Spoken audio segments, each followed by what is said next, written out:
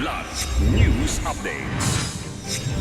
Mga balita ngayon, 13 dating rebelde sa Northern Samar nakatanggap ng ayuda para sa pagbabagong buhay.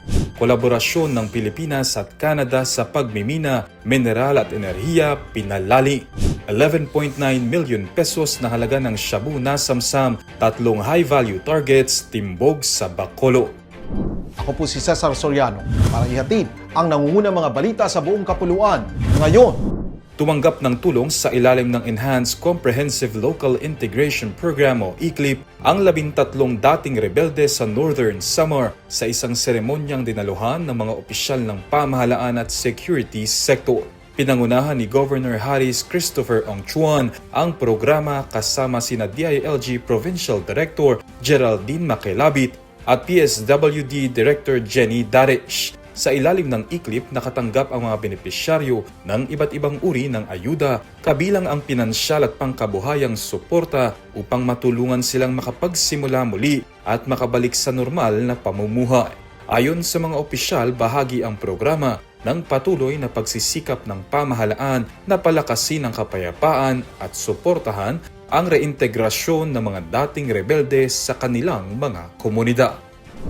Mas pinaigting ng Pilipinas at Canada ang kanilang kooperasyon sa pagmimina, critical minerals at renewable energy sa isang high-level discussion na pinangunahan ni Pangulong Ferdinand Marcos Jr. sa Vancouver, Canada. Layunin ng inisyatibo na makahikayat ng mas maraming pamumuhunan sa responsableng pagmimina, mineral processing at renewable energy projects sa bansa. Binigyang diin din ang mahalagang papel ng Pilipinas sa global supply chain dahil sa mayamang reserba nito ng nickel at copper na ginagamit sa paggawa ng electric vehicle batteries, semiconductors at iba pang clean energy technologies. Nakipagpulong din ng Pangulo sa mga opisyal ng B2 Gold Corporation at Philminera Resources Corporation kaugnay ng planong $14 million na pagpapalawak ng solar plant sa Masbate Gold Project at mga bagong exploration program.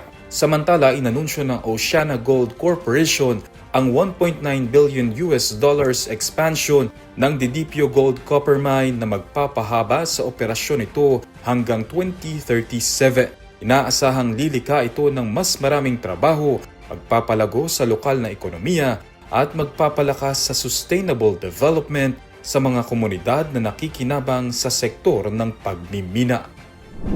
3 high-value individuals o HVIs ang arestado habang tinatayang 11.9 million pesos na halaga ng hinihinalang shabu ang nasamsam sa magkahiwalay na buy-bust operations na isinagawa ng Bacolod City Police Office noong Hulyo 2 at 3. Sa unang operasyon sa Barangay Singkang Airport, nadakip sina alias Joaquin at Mark at nakumpiskahan ng humigit kumulang 550 grams ng hinihinalang shabu na nagkakahalaga ng 3.74 million pesos. Samantala, sa ikalawang operasyon sa Barangay 12, naaresto si alias Ernesto, 44 anyos at nasamsaman ng tinatayang 1,200 na gramo ng hinihinalang shabu na may halagang 8.16 million pesos.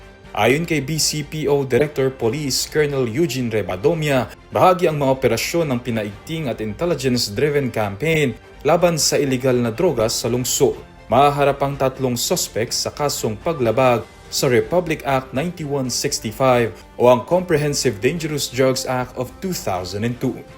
Para sa Kidlat News Channel, ako si Renzel Lenon, nag-uulat. Ako po si Cesar Soriano kasama nyo sa bawat pagputo ng balita.